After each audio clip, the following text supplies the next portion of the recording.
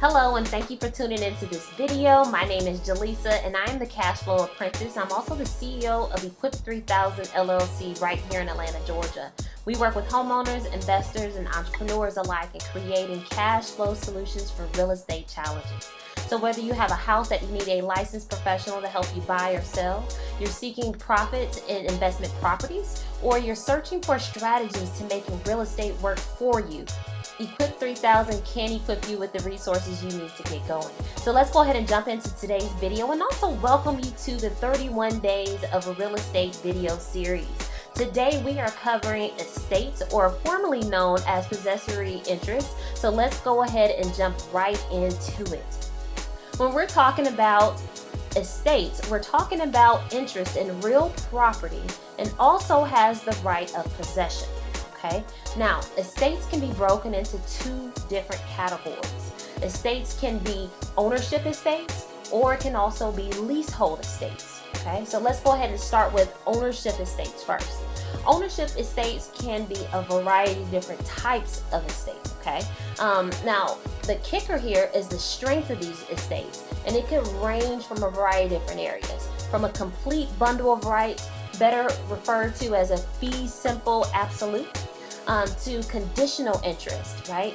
To separating out individual rights within the bundle of rights. So we talked about this in day one, where we talked about the right of possession. We talked about the right of enjoying and using the property. And we also talked about the right of disposition, or selling the property, okay? So you can split those individual rights up as well. Okay, now that goes all the way down to the lower end, or more commonly referred to as squatter rights. Okay, this is important. You also see it more commonly when you're dealing with mortgages. Your lender is going to ask you a variety of different questions, but ultimately they have to identify the type of interest that the seller who actually owns the property currently has to convey to you as the buyer. Okay, so you'll see that more commonly in that scenario. Let's go ahead and jump into leasehold estates. Leasehold estates, or non-ownership estates, right?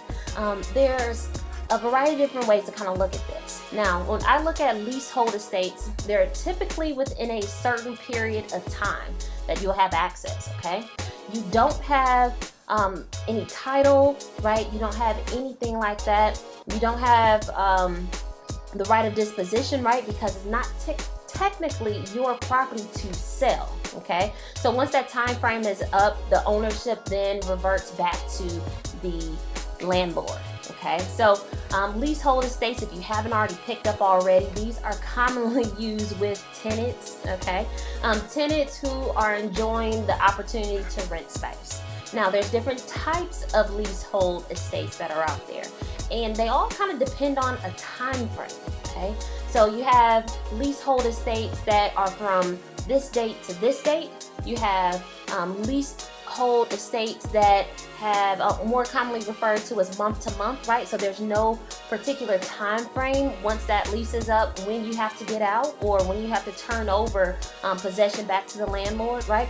There's leasehold estates that are out there for people who was living in a property and no longer is supposed to have access to that property, right? So there's all different types of leasehold estates that are out there. Now, as a renter, a great place to start understanding your rights is starting with your lease. Okay, that lease outlines and identifies really your relationship with that property. Okay, so it tells you how you're able to conduct enjoyment, usage, all of that is all within your lease. Okay, so I hope you receive some value understanding the difference between two different types of estate. We covered ownership estates as well as leasehold estates today. If you haven't already, go ahead and share this video. Make sure you like, comment, subscribe, whatever you need to do to stay plugged in. Okay, if you ever need any resources, you can go ahead and check out my website at equip3000.com, and don't forget to like my Facebook page at Jaleesa Cash Flow Apprentice. I look forward to connecting with you on the next video. See you soon.